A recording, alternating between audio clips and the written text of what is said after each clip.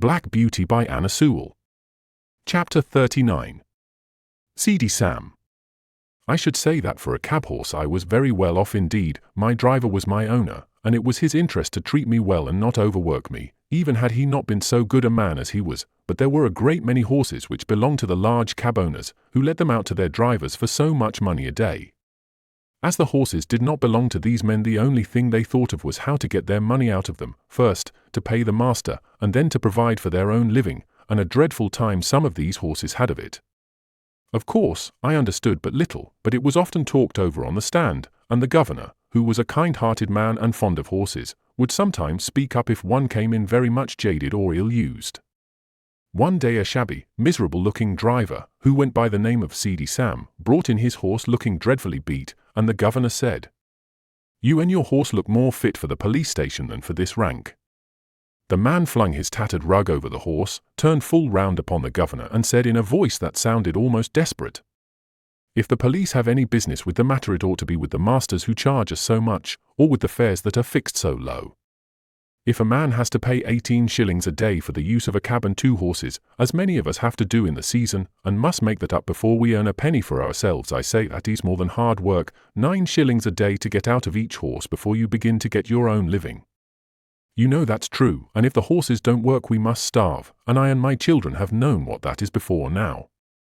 I've 6 of em, and only one earns anything. I am on the stand 14 or 16 hours a day, and I haven't had a Sunday these 10 or 12 weeks. You know Skinner never gives a day if he can help it, and if I don't work hard, tell me who does. I want a warm coat and a mackintosh, but with so many to feed how can a man get it? I had to pledge my clock a week ago to pay Skinner, and I shall never see it again." Some of the other drivers stood round nodding their heads and saying he was right. The man went on, "You that have your own horses and cabs, or drive for good masters, have a chance of getting on and a chance of doing right. I haven't. We can't charge more than 6pence a mile after the first, within the 4-mile radius. This very morning I had to go a clear 6 miles and only took 3 shillings. I could not get a return fare, and had to come all the way back. There's 12 miles for the horse and 3 shillings for me. After that I had a 3-mile fare, and there were bags and boxes enough to have brought in a good many tuppences if they had been put outside, but you know how people do. All that could be piled up inside on the front seat were put in, and 3 heavy boxes went on the top.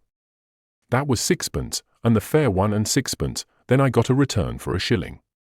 Now that makes 18 miles for the horse and 6 shillings for me. There's 3 shillings still for that horse to earn, and 9 shillings for the afternoon horse before I touch a penny.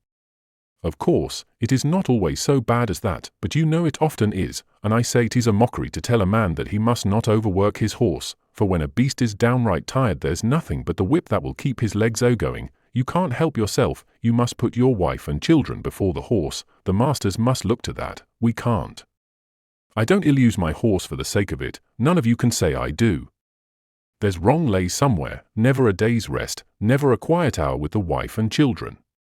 I often feel like an old man, though I'm only 45. You know how quick some of the gentry are to suspect us of cheating and overcharging. Why, they stand with their purses in their hands counting it over to a penny and looking at us as if we were pickpockets. I wish some of them had got to sit on my box 16 hours a day and get a living out of it, and 18 shillings beside, and that in all weathers. They would not be so uncommon particular never to give us a 6pence over or to cram all the luggage inside. Of course, some of em tip us pretty handsome now and then, or else we could not live, but you can't depend upon that." The men who stood round much approved this speech, and one of them said, "It is desperate hard, and if a man sometimes does what is wrong it is no wonder, and if he gets a dram too much who's to blow him up?" Jerry had taken no part in this conversation, but I never saw his face look so sad before. The governor had stood with both his hands in his pockets. Now he took his handkerchief out of his hat and wiped his forehead. "You've beaten me, Sam," he said, "for it's all true, and I won't cast it up to you any more about the police. It was the look in that horse's eye that came over me.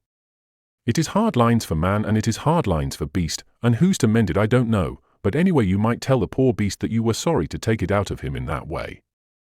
Sometimes a kind word is all we can give them, poor brutes, and it is wonderful what they do understand." A few mornings after this talk a new man came on the stand with Sam's cab. "Halloo," said one, "what's up with Seedy Sam?" "He's ill in bed," said the man. "He was taken last night in the yard, and could scarcely crawl home. His wife sent a boy this morning to say his father was in a high fever and could not get out, so I'm here instead." The next morning the same man came again. "How is Sam?" inquired the governor. "He's gone," said the man. "What, gone? You don't mean to say he's dead?" "Just snuffed out," said the other. "He died at 4 o'clock this morning. All yesterday he was raving about Skinner, and having no Sundays. I never had a Sunday's rest," these were his last words. No one spoke for a while, and then the governor said, "I'll tell you what, mates, this is a warning for us." End of chapter 39.